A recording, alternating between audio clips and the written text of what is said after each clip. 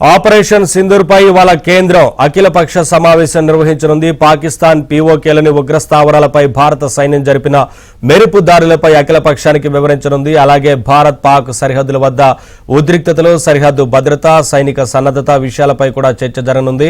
Parliament complex లోని library భవనంలో ఉదయం 11 గంటలకు ఈ సమావేశం జరగనుంది. లోక్సభ ప్రతిపక్ష నేత రాహుల్ గాంధీ, మల్లికార్జున ఖర్గే, వివిధ పార్టీలకు చెందిన లోక్సభ, రాజ్యసభ ఫ్లోర్ లీడర్లు ఈ సమావేశానికి హాజరు కానున్నారు.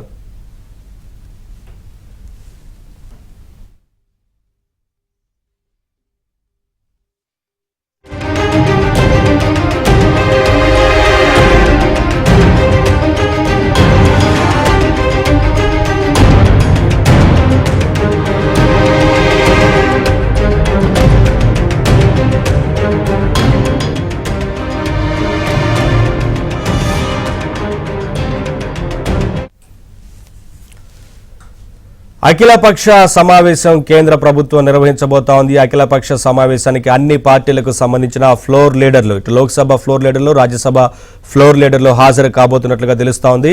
ఈ అఖిలపక్ష సమావేశంలో ఆపరేషన్ సింధూర్కు సంబంధించి జరిగిన వివరాలను వివరించబోతున్నట్లుగా తెలుస్తోంది. ఇదే అంశానికి సంబంధించి మరింత సమాచారం మా ఢిల్లీ బ్యూరో చీఫ్ కృష్ణ అడిగి తెలుసుకుందాం. కృష్ణ, ఈ అఖిలపక్ష సమావేశానికి సంబంధించి ఏంటి అప్డేట్స్?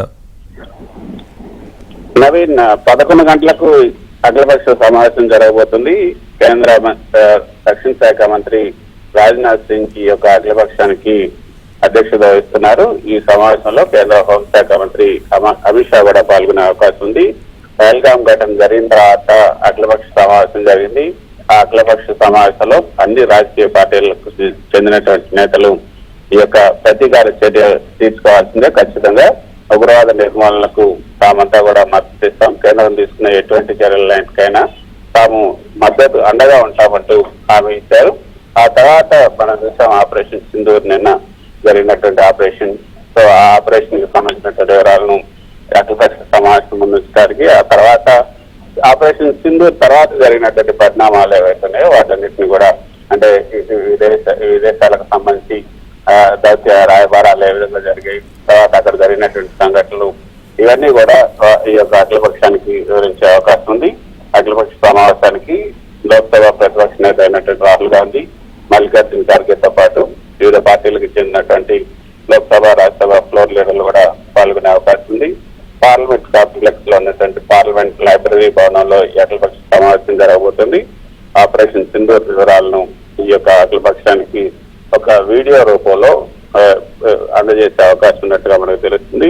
గతంలో ఇవే ప్రతిపక్షాలు ఏదైతే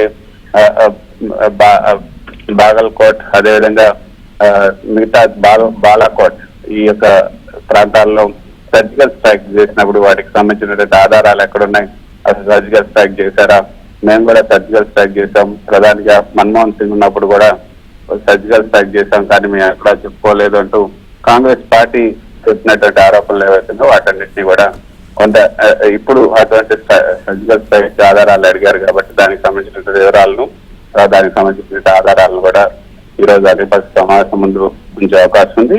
మరోపక్క భారత్ పాక్ సరిహద్దుల వద్ద ప్రస్తుతం నెలకొన్నటువంటి ఉద్రిక్తతలు, సరిహద్దు భద్రత, అదేవిధంగా సైనిక సన్నద్ధత తదితర విషయాలను కూడా అఖిలపక్ష నేతలకు కేంద్రం వివరించే అవకాశం ఉంది. Naveen, thank you Krishna, thanks for the updates.